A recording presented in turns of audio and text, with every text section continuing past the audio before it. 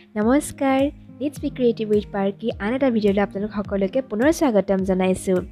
আজি মই এটা সহজ চিকেনৰ ৰেচিপি আপোনালোকলৈ বুলি আগবঢ়াইছোঁ। আশা কৰোঁ আপোনালোকে ভাল পাব। তেনেহ'লে আহকচোন ভিডিঅ' আৰম্ভ কৰোঁ। এয়া প্ৰথমে এটা নহৰু গুচাই লৈছোঁ।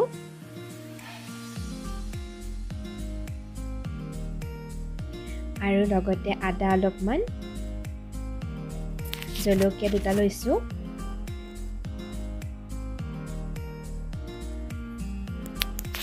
এতিয়া গোটেইখিনি ভালকৈ খুন্দি ল'ম।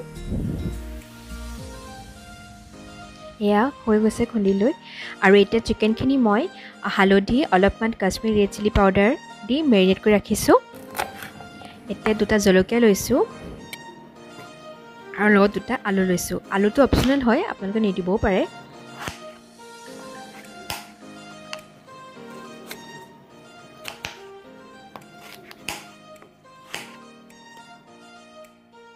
এতিয়া কেৰাহীত অলপমান তেল লৈছোঁ আৰু তেলখিনি গৰম হ'লত ইয়াত কাটি থোৱা জলকীয়াকেইটা দি দিছোঁ আৰু লগতে মেৰিনেট কৰা চিকেনখিনি ইয়াত দি দিম। এতিয়া এইটো লোকেল চিকেন লৈছোঁ। লোকেল চিকেনৰ লগতে বাঁহ গাজৰ সোৱাদ হয়, খাবলৈ ভাল হয়।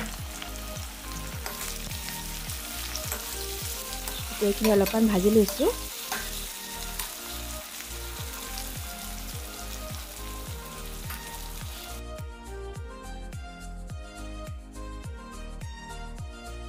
আৰু ইয়াত ঢাকনখন লগাই দিছোঁ সিজিবৰ কাৰণে। মই গেছটো চিমত ৰাখিছোঁ। এইখিনি পুনৰ ভালকৈ লৰাই দি ইয়াত এতিয়া কাটি থোৱা আলুকেইটা দি দিম।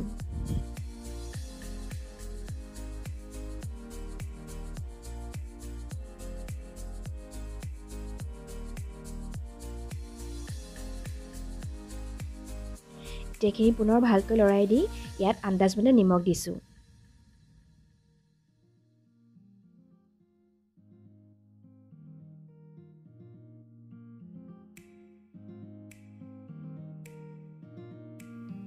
আকৌ ভালকৈ লৰাই এইখিনি ঢাকন লগাই সিজিব দিছোঁ।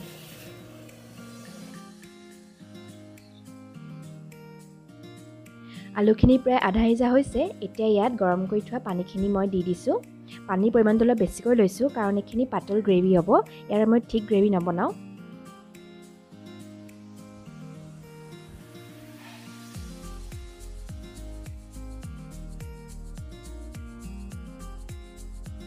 এতিয়া ইয়াত উতল আহিছে আৰু ইয়াত এতিয়া আদা নহৰু জলকীয়া পেষ্টখিনি দি দিম।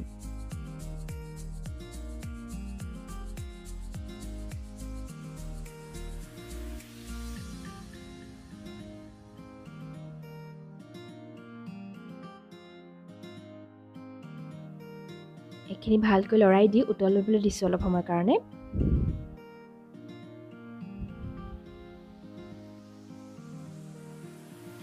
আৰু এইখিনি মোৰ আচাৰ কৰি থোৱা খৰিচা হয়। আপোনালোকে ইচ্ছা কৰিলে শুকান খৰিচাও দিব পাৰে, বাঁহগাজ।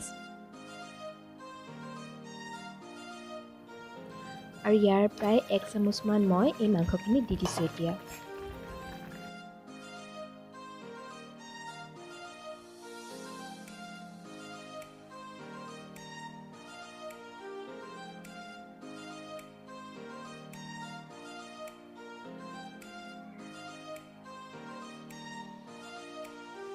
এইখিনি ভালকৈ লৰাই দি অলপমান উতলাই আহিবলৈ দিম।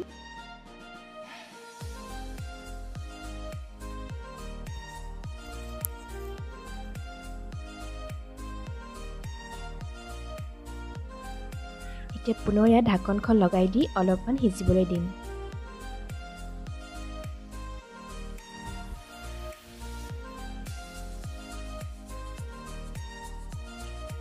আৰু এয়া খৰিচা বা বাঁহগাজেৰে বনোৱা মুৰ্গী মাংসৰ ভাজিখন ৰেডি হৈ গ'ল।